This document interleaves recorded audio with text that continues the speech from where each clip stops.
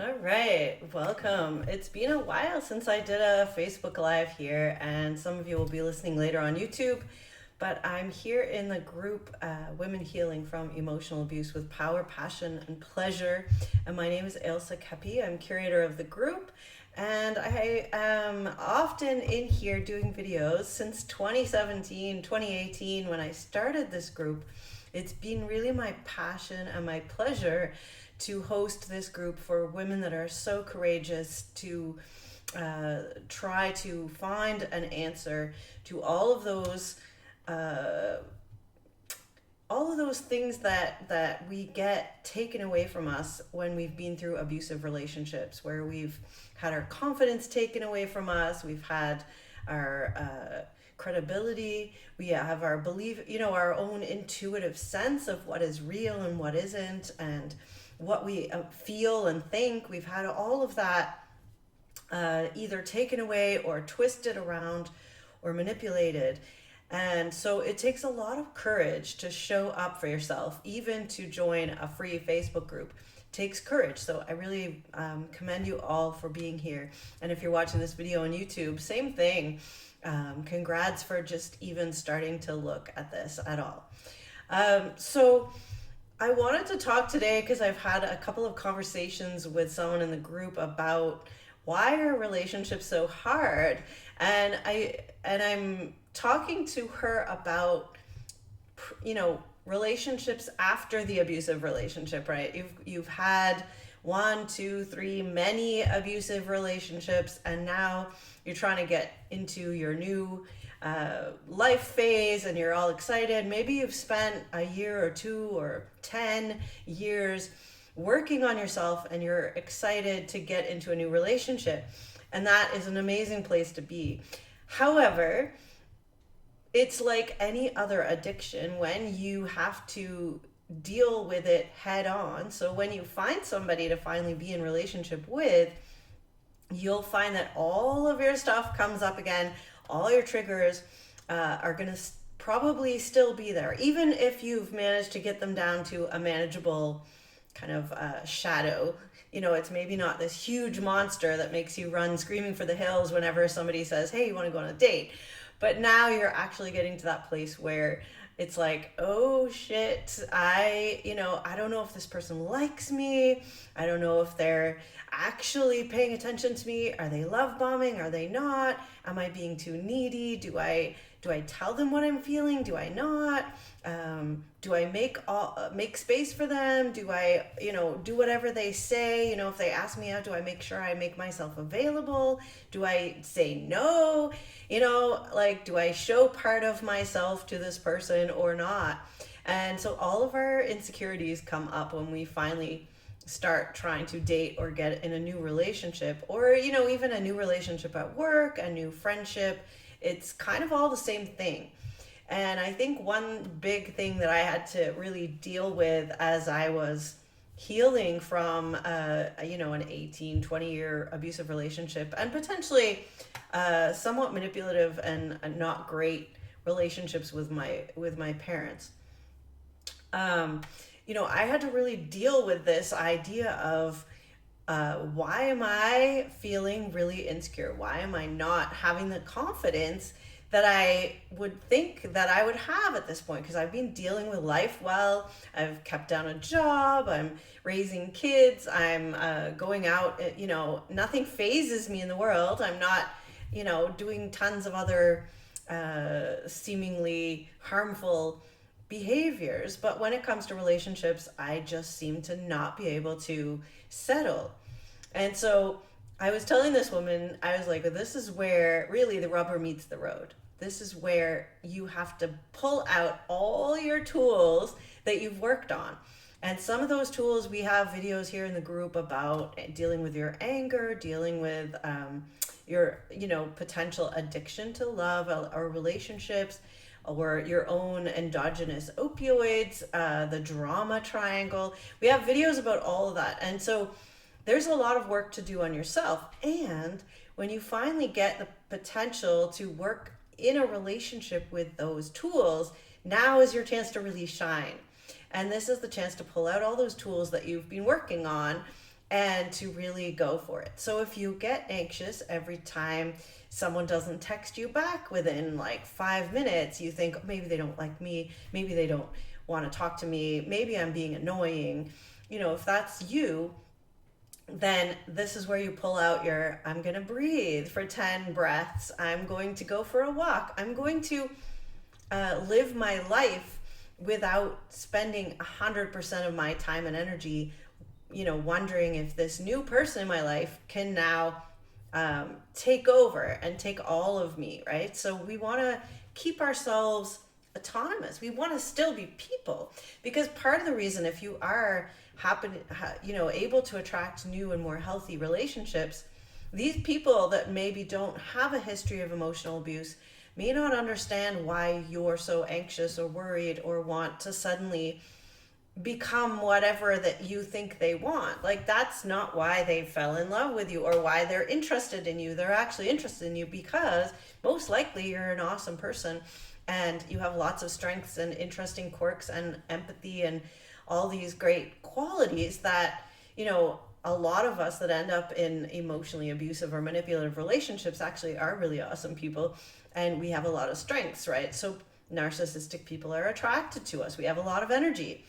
So anybody's going to be attracted to that. And if you give all that up to try to please someone, you're actually going to sabotage your own chance of having a relationship with this person, because now you're not being real. You're just being what you think that person wants. And that is, probably the most annoying thing to somebody who's, more healthy in their relationship outlook. They don't want someone who's a lapdog. They don't want someone who's a doormat. They don't want someone who's a martyr.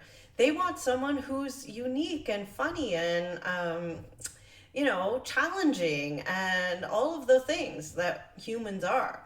And so we want to bring ourselves to the relationship. And the best way to do that is to not let yourself give up all of who you are for this person. Now, that's difficult. I know that. It's really hard when you first get into a new relationship. You want to be talking to them all the time. You want to be touching them all the time. You want to be knowing that they're thinking about you all the time, just because you're thinking about them all the time. So you want to tone down, like turn back the dial and go, wait a second, what was I doing 2 weeks ago before I met this person, on a Friday night? Oh, I was going for a walk, or I was going to my yoga class, or I was hanging out with the kids playing Scrabble. I don't know. But find those things and do them. See if you can keep up some of your hobbies and your strategies for having a fulfilling life on your own, and really write down what those are. Things that you like to do. Your favorite book. Do you like going and hanging out at a cafe, taking a new book from the library and just sitting and reading and people watching? Do that. And if the person that you're starting to be in a relationship with really likes you, they're going to love that you make time for yourself like that. And they're going to feel like, yeah, this person is going to allow me to be me, give me my space, and give me some, free reign to do some things that I love to do. Because a good relationship is not something like where you're enmeshed with that person 24/7. We all need and want and desire to have some autonomy, some time on our own. And so it's not actually, however much they show it in the movies, it's not actually a great relationship when your entire life is encompassed by somebody else. So that's my biggest thing, is relationships are hard. It feels hard because we want to control that. And if we're with the person, we can control things better. We can control what they're thinking about, what they're watching. We can see who they're texting. We can see if they're thinking about us. We can, all of those things. So if that gave you anxiety, the word control, and wonder what they're doing, take a deep breath right now and just sink down into your belly and go, oh, yeah, right. I can't control 24/7 what someone is going to do. And that will bring up all of our trust issues. And so, on and on, it brings up, so, if you've been lied to in the past, if you've been manipulated and all of those things, it will bring that up. But just know that this is testing you to keep grounded in your own self.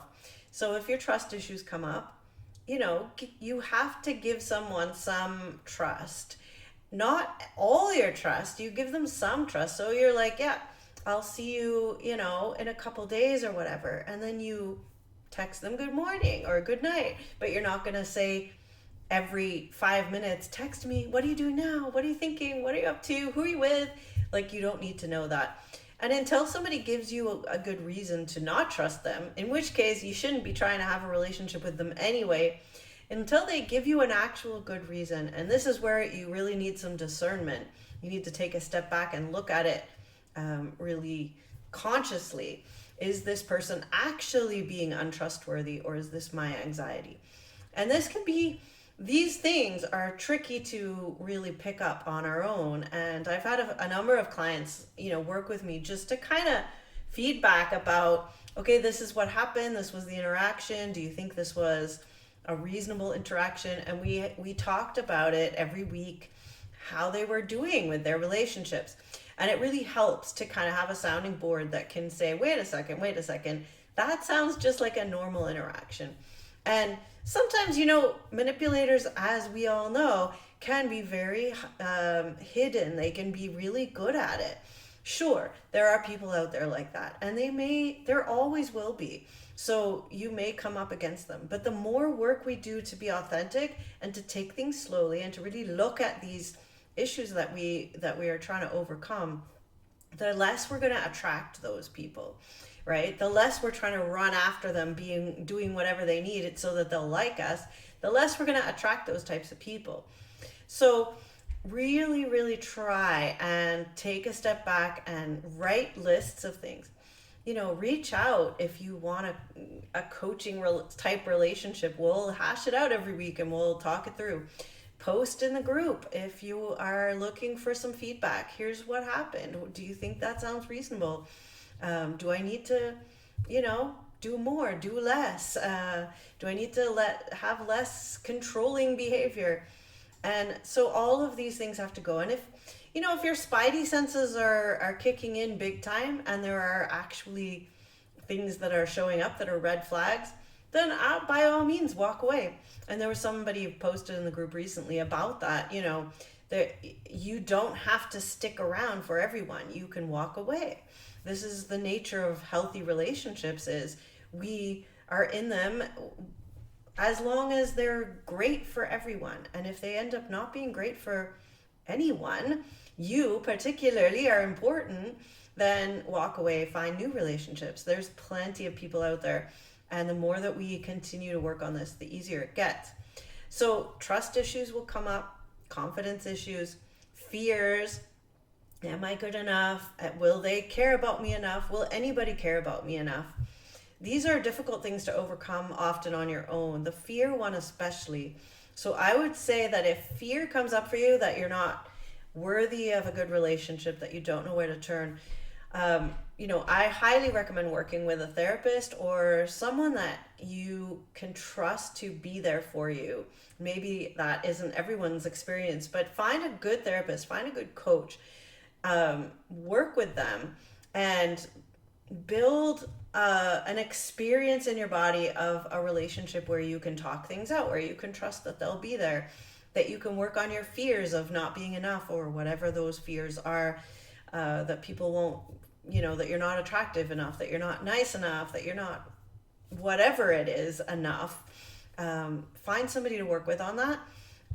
You need to have these types of relationship experiences. And if you never got a chance to have those, like, my heart goes out to you, first of all, if you have never had that. And sometimes we have to create those experiences for ourselves. And many people do that with animals. I have a few clients here that have started their relationship experiences with animals, because animals are very straightforward typically, right? You treat them well, they love you. It's simple. And that's a really good place to start, along with a really good therapist or someone that you can then move towards having a really good interaction with someone. So The fears will come up as well. All of this stuff gets triggered, and it doesn't mean that you haven't made progress. It doesn't mean that you can't manage many things in your life. But if relationships are the thing that you have issues with, then relationships is where it's going to show up. So, congratulations for jumping in and, hopefully having some new experiences. We're in this body to have experiences and to grow. That's my take on things anyway. So this is an amazing experience to take a step forward, to try out some of your skills that you've picked up along the way. If you're looking for more ideas of how to work on yourself, watch some other videos in the group. Search under the videos section, the media section. Check out a number of our other videos. Start doing the work. Reach out if you want to have a call with me. We can set up some times. We could work on some coaching. I do work online as well as in person. I set up retreats for people. There's plenty of things happening at our center here in Nova Scotia. And I'd love to chat with you and see if there's anything that I know of that would fit. I also do have a fairly wide network of colleagues, both in North America and some in Europe as well. So if you are interested in, working with someone, I can at least put out some feelers and find someone a little closer to you for you to work with. So I just wanted to, say welcome to all the new people in the group. And this group has been running on Facebook since 2018. That's 6 years now, which is really incredible. And so there's lots of material here. I'm still here doing my thing. So if you haven't reached out yet and you've been ghosting the group for a while, reach out and let's chat. I'd love to get to know you. Same on Facebook. If you've been enjoying my videos on on YouTube, do click subscribe and like the videos. It helps my channel get known more. It helps more people join the conversation and heal with passion, pleasure, and all of the fun things in life. We want to have more fun and pleasure and less pain and loneliness. So thanks so much for joining. It was nice to see some of you on here. Belinda and Jackie, thanks for watching. It's nice to see you both. And I look forward to getting on here a little more often to chat to you all. All right, have a wonderful day.